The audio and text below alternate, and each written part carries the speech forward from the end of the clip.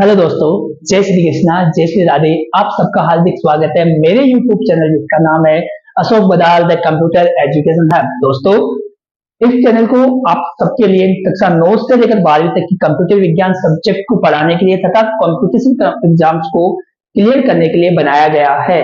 दोस्तों, अगर आप इस चैनल पर नए हो तो सब्सक्राइब कीजिए, और अगर आपने पहले से सब्सक्राइब कर दिया है तो आप इसे लाइक और शेयर जरूर कीजिए। दोस्तों, हम जो पढ़ रहे थे वो चैप्टर नंबर 5 था, सॉर्टिंग। इससे पहले हमने सॉर्टिंग में बबल सॉर्ट पढ़ा था, इंसर्शन सॉर्ट पढ़ा था और सिलेक्शन सॉर्ट पढ़ा था। उसी का अगला हिस्सा जो है आज हम जो पढ़ने वाले हैं वो है एल्गोरिथम की समय जटिलता या टाइम कॉम्प्लेक्सिटी। क्या होती है टाइम कॉम्प्लेक्सिटी? का मतलब क्या है कि कोई भी एल्गोरिथम है, कितने समय में उसको कंप्लीट होने में जो समय लगता है उसे टाइम कॉम्प्लेक्सिटी कहा जाता है। कि एक एल्गोरिथम को कंप्लीट होने में कितना समय लग रहा है वो उसकी क्या है, टाइम कॉम्प्लेक्सिटी है। अब यहाँ की बात करते हैं तो चेक करते हैं कि टाइम कॉम्प्लेक्सिटी या समय जटिलता क्या होती है। कंप्यूटर सिस्टम को अगर किसी एल्गोरिथम को रन करने से लेकर उस एल्गोरिथम के परिणाम आने तक के समय को टाइम कॉम्प्लेक्सिटी या समय जटिलता कहा जाता है। दोस्तों, अगर कोई एल्गोरिथम अपन ने लिखी है, अगर हमने उसको लिखना स्टार्ट किया और लिखने के बाद उसको रन किया, इंटरप्रेटेड किया या कुछ और किया, रन करने से लेकर उसके परिणाम आने तक के समय को हम क्या कहते हैं, समय जटिलता कहते हैं।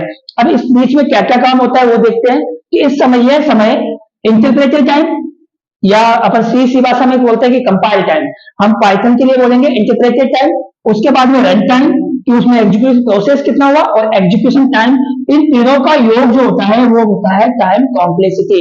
इन तीनों का योग क्या होता है, टाइम कॉम्प्लेक्सिटी। अब दोस्तों, ये चीज उस चीज पर भी निर्भर करती है कि हमारे एल्गोरिथम में कितने स्टेप्स है, कितने फंक्शंस है, कितनी चीजें हैं या कितने लूप लगे हुए हैं, उस पर भी डिपेंड करते हैं कि इसकी अलग अलग टाइम कॉम्प्लेक्सिटी आती है। हम बात करते हैं सबसे पहले कि कितने स्टेप है उस हिसाब से। तो अगर समय जटिलता किसी एल्गोरिथम में लिखे गए, यहां लिख रहे हैं अपन, उसको देखना आप पढ़ना कि क्या होती है समय जटिलता। समय जटिलता किसी एल्गोरिथम में लिखे गए, किसी एल्गोरिथम में लिखे गए फंक्शन की गणना करने के लिए लिखे गए फंक्शन की गणना करने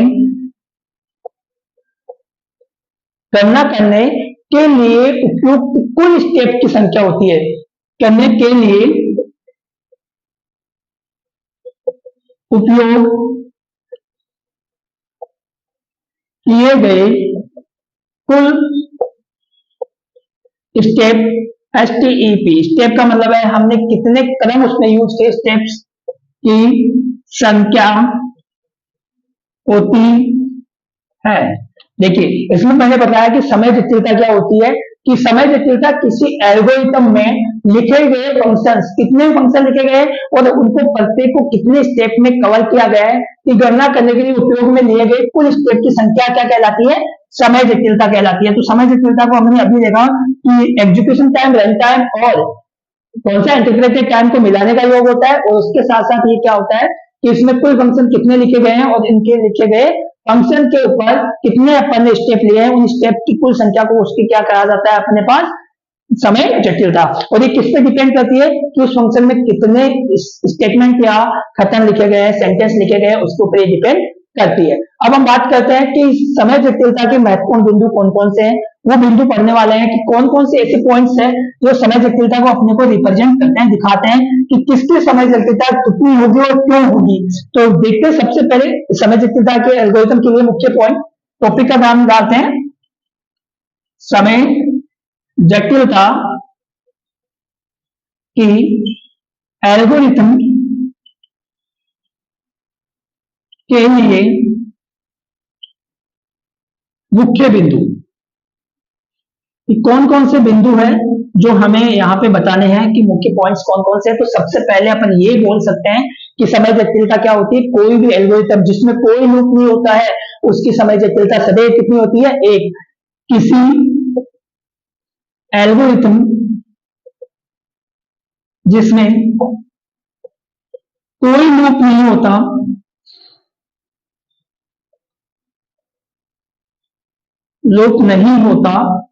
है उसकी समय जटिलता सदैव एक होती है। कितनी होती है? सदैव एक होती है। समय जटिलता मतलब एक स्टेप को कवर हो जाएगा, क्योंकि लूपिंग का मतलब है उसी स्टेप को बार बार प्रोसेस करना, जितने लूप होगा उतनी समय जटिलता होगी। और इसमें क्या होता है कि निष्पादन किए गए अगर लूपों की संख्या नहीं है तो अपने पास स्टेप और निर्धारित संख्या होती है, उसी के हिसाब से निष्पादन होता है। ठीक है। अब दूसरा अपन ये कह सकते हैं, दूसरा पॉइंट क्या हो सकता है कि अगर एल्गोरिथम में कोई लूप होता है और वो लूप एक से लेकर n संख्याओं तक चलता है तो उसकी समय जटिलता n होगी। यदि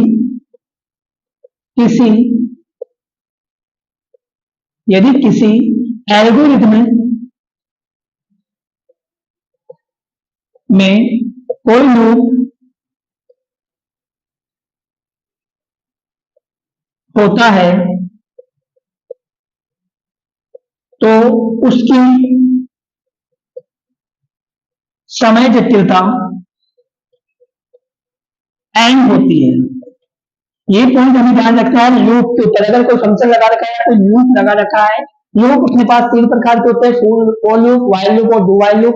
वहीं पर अपन बात करेंगे कि अगर कोई लूप नहीं है तो उसकी समय जटिलता एक है, और अगर कोई लूप होता है उसकी वैल्यू कितनी बार वो चल रहा है, एक से लेकर n टाइम तक चल रहा है, तो उसकी जो समय जटिलता कितनी होगी? n, क्योंकि उसको n स्टेप में जाने के बाद सॉल्यूशन करना होगा। इसके बाद में हम देख सकते हैं कि अगर कोई लूप के अंदर लूप होता है, अगर कोई लूप के अंदर लूप होता है तो उसकी समय जटिलता कितनी होती है? n स्क्वायर होती है। अगर किसी लूप के अंदर लूप होता है तो उसकी समय जटिलता कितनी होती है? n स्क्वायर होती है। यह भी हमें देखना होता है कि एक लूप के अंदर लूप, जिसको नेस्टेड लूप कहा जाता है। ठीक है। तीसरा पॉइंट है अपने पास, यदि किसी एल्गोरिथम में लूप के अंदर लूप होता है, लूप जिसको क्या बोलते हैं? नेस्टेड लूप होता है, तो उसकी समय जटिलता एन स्क्वायर होती है। कितनी होती है? एन स्क्वायर होती है। कितनी होती है? N square. क्यों होती है? क्योंकि हमें एक बार अगर एक लूप है तो ए से लेकर एन चलेगा, दूसरा है तो वो भी ए से एन चलेगा, और एन बार हमें उसकी क्या करनी पड़ेगी? उस स्टेप को बार बार बार उसको रिपीट करना पड़ेगा जब तक कि वो एल्गोरिथम सॉल्व नहीं हो जाती, वो लूप कंप्लीट नहीं हो जाता।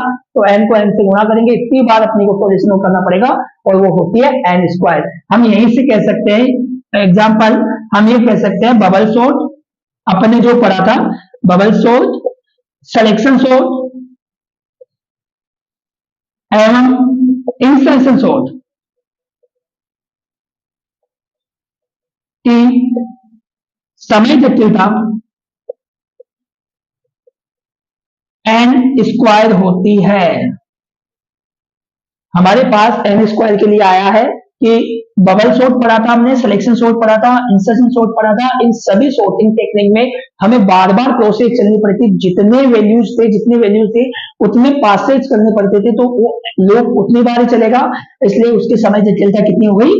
एन स्क्वायर होती है। तो इस प्रकार हमने आज एक एल्गोरिथम की टाइम कॉम्प्लेक्सिटी पढ़ी। आज हमारा चैप्टर ये कंप्लीट होता है। अगला चैप्टर जो है वो सर्चिंग है, वो नेक्स्ट स्टेप में पढ़ेंगे, तो नेक्स्ट क्लास में सर्चिंग पढ़ेंगे। तो साथियों, अगर आपने इस चैनल को लाइक और सब्सक्राइब नहीं किया तो लाइक सब्सक्राइब कीजिए, और अपने साथियों के साथ हमेशा शेयर करते रहिए। ठीक है, मिलते हैं नेक्स्ट क्लास में। Thank you.